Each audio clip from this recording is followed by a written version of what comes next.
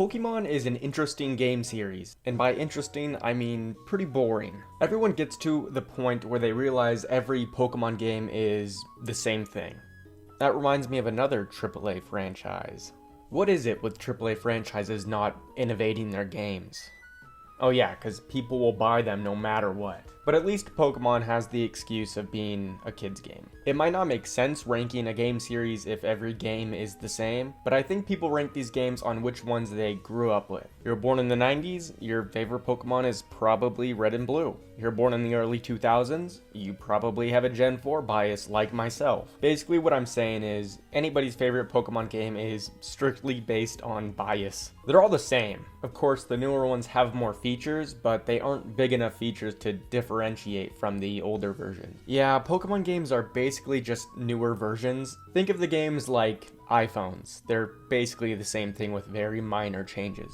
I do want to clarify, I like Pokemon. I was actually born on Pokemon Day, which is a pretty cool birthday. Although, I've had a rocky relationship with the franchise for the past few years. I genuinely can't tell if the games are getting worse or if I've just grown out of my Pokemon phase. Alright, let's start off with the worst Pokemon game, in my opinion, which is Pokemon X and Y. Pokemon X and Y is when I started to check out of the Pokemon series. I have no memories of this game, but I remember I did not enjoy it. I just don't like the 3D.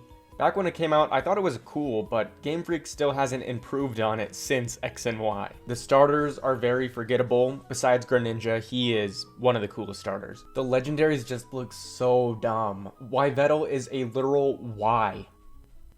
Why did you make him like that? Sorry. I don't have much to say about X and Y. It was the start of the downfall of Pokemon for me, and just leaves a sour taste in my mouth. Next up, we have Sword and Shield. Yeah, I just don't like this game. The starters are not great. The grass one is okay, but the third evolution of the bunny is just so bad. I don't want a fucking humanoid Pokemon as my starter. It's just so weird. I picked Sobble, and I thought that was a good choice until we got to his third evolution. His third evolution had a cool gimmick, but he just looked so weird.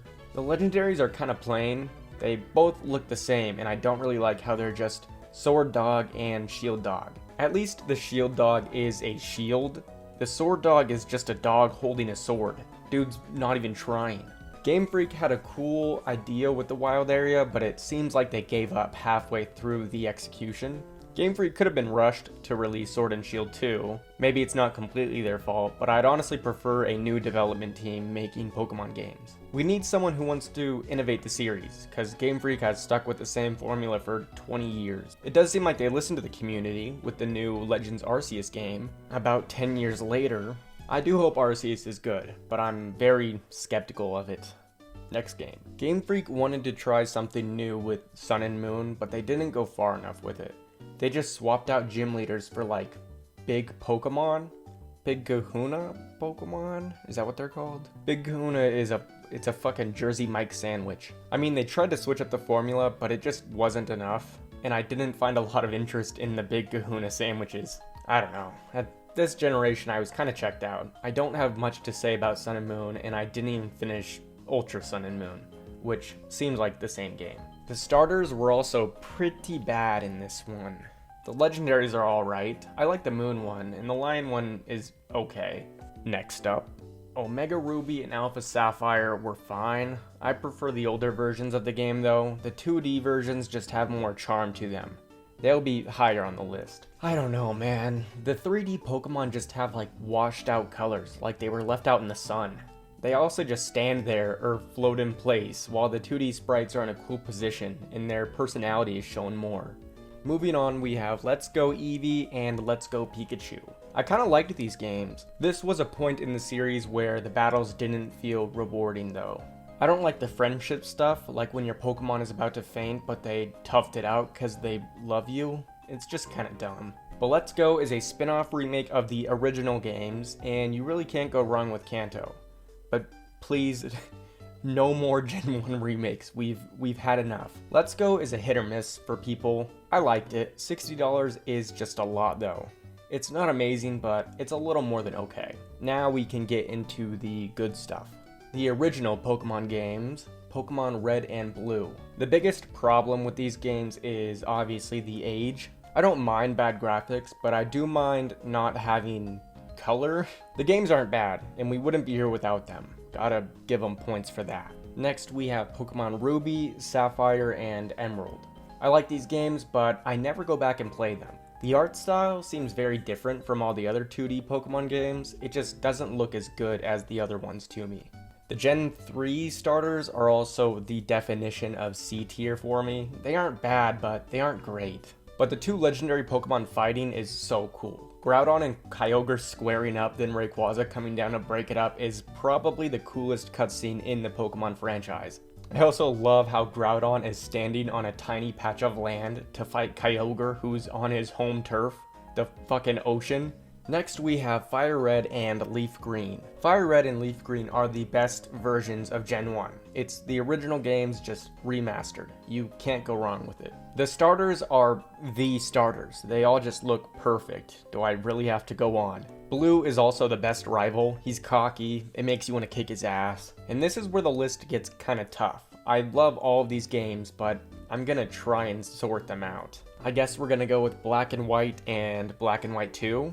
Pokemon stories really suck. As a kid, I was interested in the story in every game, but going back to most of them, the stories are just bare bones. But going back to Black and White in their sequels, I still thought the stories were cool. The cutscene of the Team Plasma Castle rising above the Pokemon League, just overshadowing this monument that is the biggest achievement in the game. N is like the best character in the franchise. Getsis is so cool and so intimidating. The Team Plasma grunts look a little goofy though, and the starters in this game are not good, besides Oshawott, but my bias is showing. I really like the legendaries in this game. They look simple but cool. And the fusion between them and Kyurem in the second game is a really cool idea, although it looks a little messy. They just have too much going on. Black and White also has the best graphics in the franchise. I love how the sprites move a little and they added more detail to them. And I like how they added more depth to the overworld. It's just more, it's not like 3D, but it's not just like flat 2D. Fuck, okay, this decision took a lot of thinking, but I'm still not sure. It's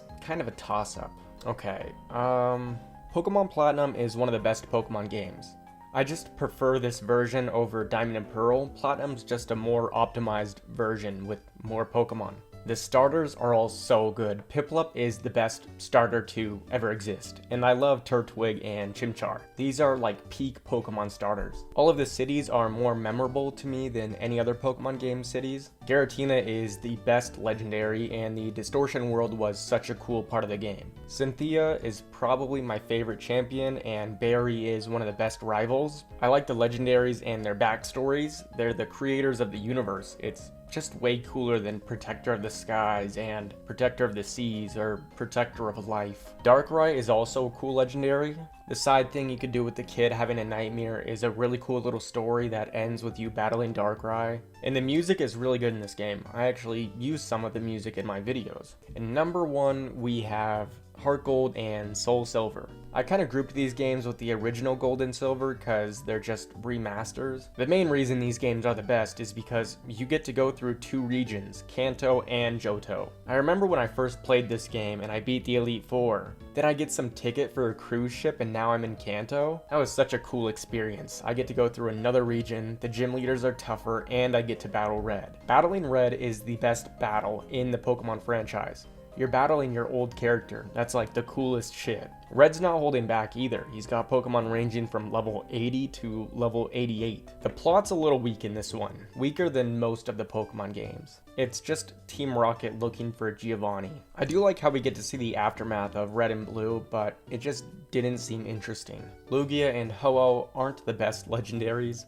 They aren't bad. I like Ho-Oh, but Lugia is a little too plain. The starters aren't bad. I like how Typhlosion looks, although they ruined him in the newer games. Feraligatr looks cool, and Meganium kinda sucks. I like Chikorita though. They just lost me in the third stage. The amount of content in this game makes up for all the problems I have though. At the end of the day, it's a toss-up between Heart Gold, Soul Silver, and Platinum. I think Platinum has better starters, better legendaries, better region, better music, better rival, better Elite Four, and a more interesting story. But Heart Gold, Soul Silver has two regions, Fuck, maybe I do like Platinum better.